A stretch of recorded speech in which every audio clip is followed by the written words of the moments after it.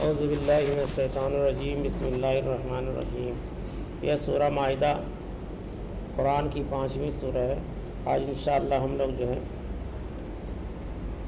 آیت 91 سے 90 سے اور 91 تک کی تلاوت اور اس کا ترجمہ اور تفسیر سنیں گے۔ اس میں اللہ تعالیٰ نے جو ہے شراب کے بارے میں حکم نازل کیا ہے کہ شراب کیا چیز ہے، اور یہ شراب جو ہے ایک سماجی برائی ہے، معاشرے کی ایک برائی ہے جو تمام انسانوں کے لیے نقصان دہ ہے۔ اسی کے بارے میں اللہ نے یہاں پہ ذکر کیا ہے۔ بسم اللہ الرحمن الرحیم۔ انما یرید الشیطان ان یوقع بینکم العداوۃ والبغضاء فی الخمر والمیسر ویصدکم عن ذکر اللہ وعن الصلاۃ فہل انتم منتہون۔ ترجمہ: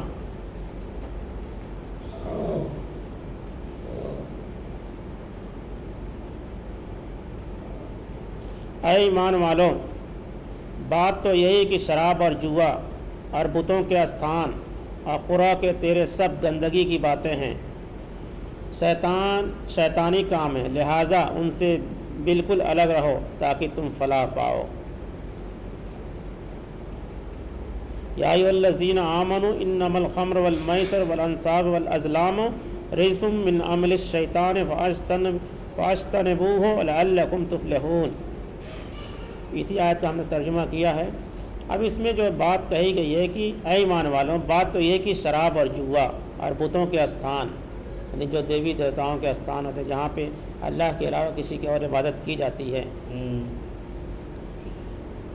اور قرا کے یعنی تیر اندازی سے لاٹری وغیرہ کر کے آدمی جو ہے اس زمانے کے بہت سے تیرے سب گندگی کی باتیں ہیں، گندی باتیں ہیں، شیطانی کام ہے، لہٰذا ان سے بالکل الگ رہو تاکہ تم فلاح پاؤ۔ اب اس آیت میں جو 4 چیزوں کو قطعی طور پر حرام کر دیا گیا ہے۔ پہلا شراب، دوسرا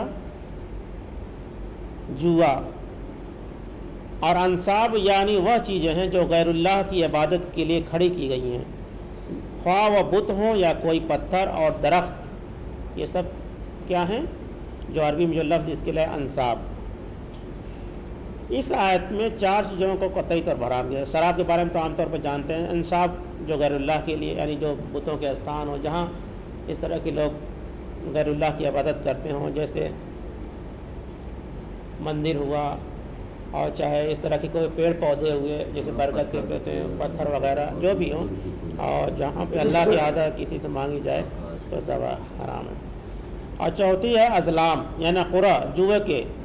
انصاب اور ازلام کی تفسیر سورہ مائدہ کے شروع میں گزر چکی ہے۔ آیت میں اصل مقصود شراب اور جوا کی حرمت اور ان کی خرابیوں کا بیان کرنا ہے، اور انصاب یعنی بتوں اور ان کے استھانوں کا ذکر اس کے ساتھ اس لیے کیا گیا تاکہ مسلمانوں کو اس سے ایسی ہی نفرت ہو جائے جیسے بت پرستی ہے، اور وہ یہ محسوس کرنے لگیں کہ شراب اور جوا ایسی چیزیں ہیں جو کفار و مشرکین ہی کر سکتے ہیں۔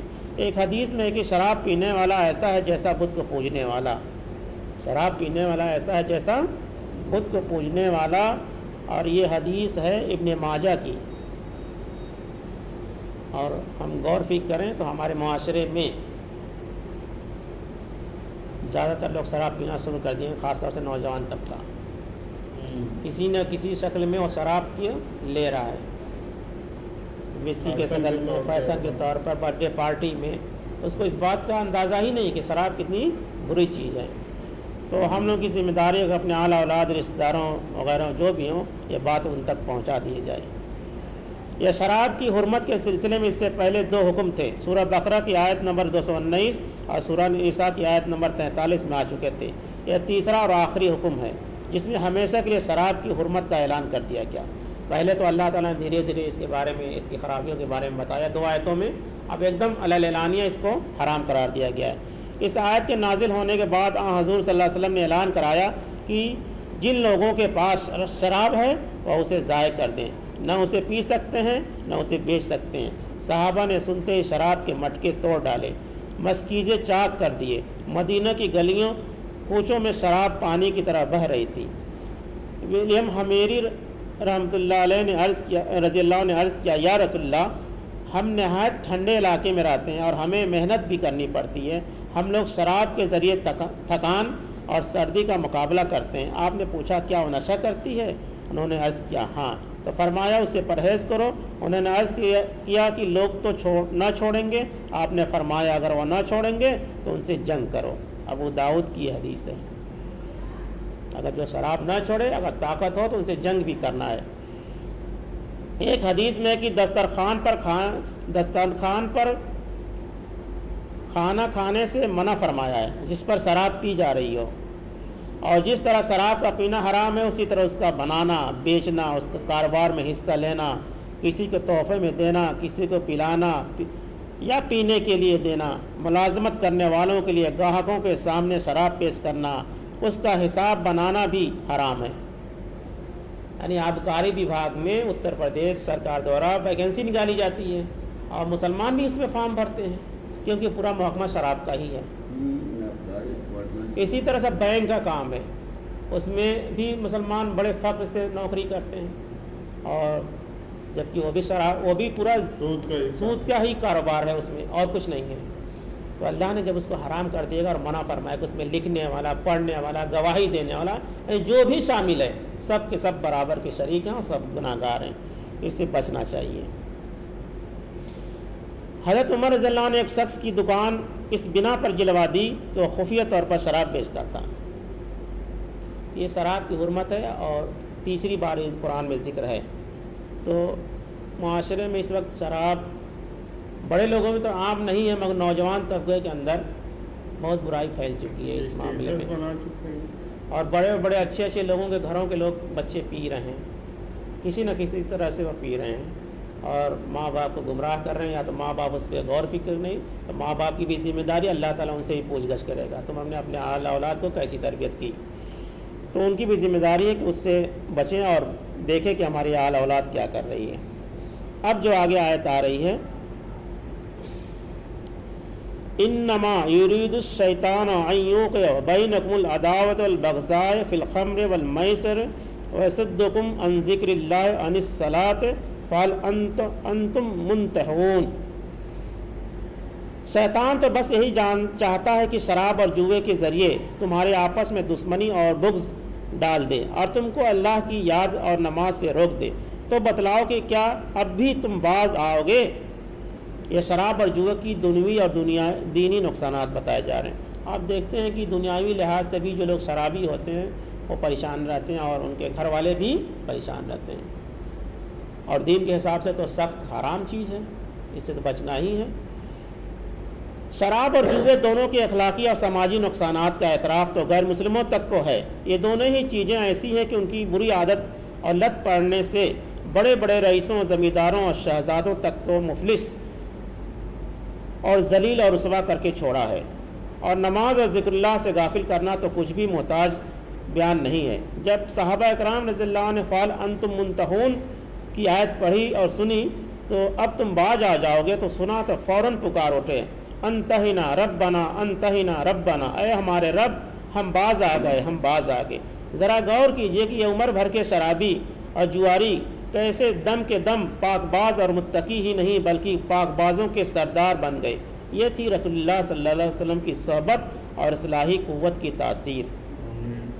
جیسے جو لوگ ایمان لائے عرب میں، وہ لوگ بھی تو زمانے جاہلیت سے شراب پیتے تھے، شراب بنا کے رکھے بھی رہتے تھے، اور عرب کی شراب بہت مشہور تھی، یہ بھی جان لیجیے۔ مگر اللہ کی جب آیت نازل ہوئی اور رسول نے جب بتایا کہ حرام ہے، آپ نہیں پی سکتے، لوگوں نے سب توڑ ڈالا اور متقی اور پاک باز ہو گئے اور سب کے سردار بن گئے۔ تو وہی حکم ہمارے لیے بھی ہے، ہم مسلمانوں کے لیے بھی، کہ ہم کو بھی ویسا ہی محبت دکھانا ہے۔ ابھی آگے آیت آئے گی، اور اس میں جوئے کا جو طرح طرح کے آج کل، جیسے شطرنج بھی، امیر المومنین حضرت علی رضی اللہ عنہ نے کہا کہ شطرنج بھی جوا ہے، شطرنج کھیلنا بھی جوا ہے اور یہ بھی حرام ہے، یہ جان لیجیے۔ اس کی صحیح حدیث موجود ہے، شطرنج کا ذکر آتا ہے۔ اب اس طرح کی جو بھی اس سے متعلق جو بھی گیم ہے، ہاں ٹھیک ہے، اب وہ بھی شرط ہے دیکھیے انڈور گیم تو سخت منع ہے، اس لیے کہ جس میں فزیکل ورک نہ ہو وہ گیم ہی نہیں ہے، وہ کھیل نہیں ہے۔ فزیکل گیم ہونا چاہیے، آپ کو تھکان آنی چاہیے، دوڑ بھاگ ہونی چاہیے، تو وہ اس کو کھیل کہتے ہیں، ٹھیک۔ اور یہ سب جوئے کی ایک شکل ہے، کیا ہے؟ ایک جوئے کی ایک شکل ہے۔ اب آگے جو آیت آ رہی ہے، وَأَطِیعُوا اللَّهَ وَأَطِیعُوا الرَّسُولَ وَاحْذَرُوا وَإِن تَوَلَّیْتُمْ فَاعْلَمُوا أَنَّمَا عَلَىٰ رَسُولِنَا الْبَلَاغُ الْمُبِینُ، اور تم اللہ کی اطاعت کرتے رہو اور رسول کی اطاعت کرتے رہو۔ بہت بار ذکر آیا ہے قرآن میں، وَأَطِیعُوا اللَّهَ وَأَطِیعُوا الرَّسُولَ، اللہ اور اس کے رسول کی اطاعت کرو۔ تم اللہ کی اور اطاعت کرتے رہو اور رسول کی اطاعت کرتے رہو، اور احتیاط رکھو، پھر اگر تم پیٹھ پھیرو گے تو جان رکھو ہمارے رسول کی ذمے صرف صاف صاف پہنچا دینا ہے، صرف صاف صاف بات کو پہنچا دینا ہے۔ اور اب ہماری بھی ذمہ داری ہے کہ ہم کو حق بات لوگوں تک پہنچا دینا ہے۔ تو یہ قرآن ہے۔ تو یہ اب جو اس کا دیکھ لیجئے تفسیر، کہ یہ شراب اور جوئے کی دنیاوی نقصانات ہیں۔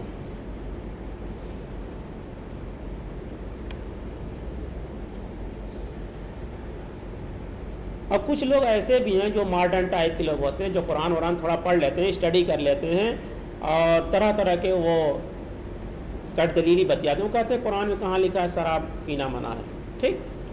اس طرح کے، جیسے ایک آدمی ہم سے ملا، وہ بہت بڑی فیکٹری میں تھا، اس نے کہا نماز پڑھنا کہاں لکھا ہے قرآن میں، کیونکہ بات صحیح ہے کہ وَأَقِیمُوا الصَّلَاةَ وَآتُوا الزَّکَاةَ، نماز قائم کرو، نماز قائم کرو۔ ہم نے کہا چلو تم ابھی ٹکٹ کٹاؤ سعودی عرب کا، اور جو پہلی مسجد اللہ کے رسول صلی اللہ علیہ وسلم بنائی تھی، اور اس خاندان کے لوگ آج بھی موجود ہیں، چلو ان سے پوچھوا دیں کہ اللہ کے رسول اس مسجد میں کیا کرتے تھے، ٹھیک ہے۔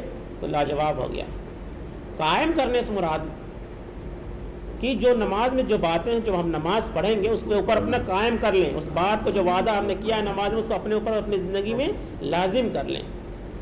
اب اس کا غلط مطلب نکال کے لوگ طرح تک بات، تو اسی طرح سے اس میں بھی یہ لکھا ہوا ہے کہ آج کل بعض آزاد خیال کرتے ہیں قرآن میں شراب کو حرام کہاں کہا گیا ہے، یعنی ان کے نزدیک جب تک حرام کا لفظ استعمال نہ کیا جائے اس وقت تک وہ چیزیں حرام نہ ہوں گی۔ شراب کو پلید گندگی کہنا، شیطانی کام کہنا، اس سے بچنے کا حکم دینا، اور ان کے نزدیک اس کے حرام ہونے کے لیے کافی نہیں ہے۔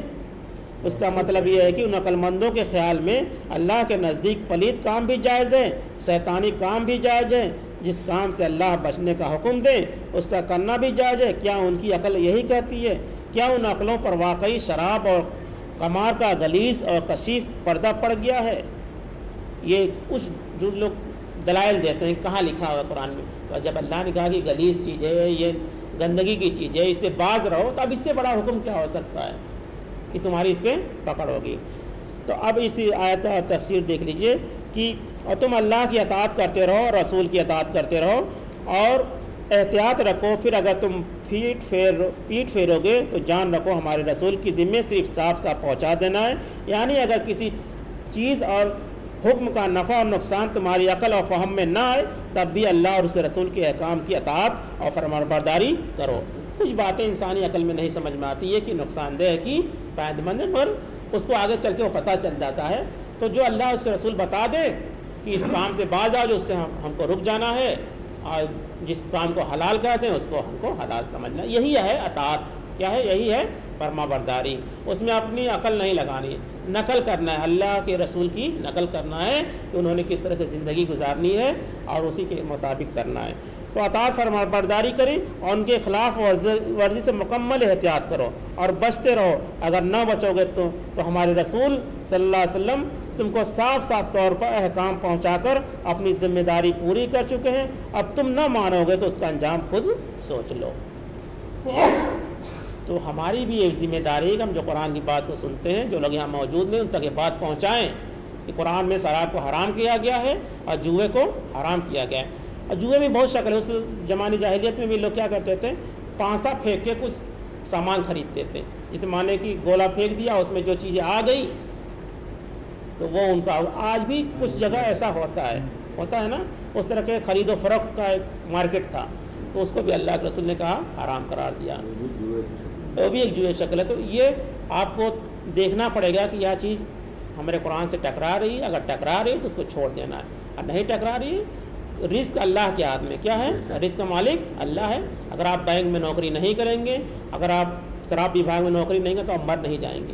اللہ نے جب آپ ماں کے پیٹ میں تھے 4تھے مہینے، اسی وقت آپ کے رزق مقرر کر دیا، آپ کو رزق مل کے رہے گا، یہ یقین ہونا چاہیے۔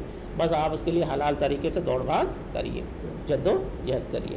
اللہ تعالیٰ سے دعا ہے کہ ہم سب کو اس آیت پر عمل کرنے کی طاقت عطا فرمائے، آمین۔ سبحان اللہ وبحمدہ، سبحانک اللہ وبحمدک، نشہد ان لا الہ الا اللہ ونستغفرک ونتوب الیک۔ سبحان ربک رب العزۃ عما یصفون وسلام علی المرسلین والحمد للہ رب العالمین۔ اور فلسطین کے مسلمانوں کے لیے دعا کرتے اللہ تعالیٰ ان کی مدد فرمائے اور ظالموں کو ظلم سے نجات دلائے، آمین۔ سبحان اللہ وبحمدہ۔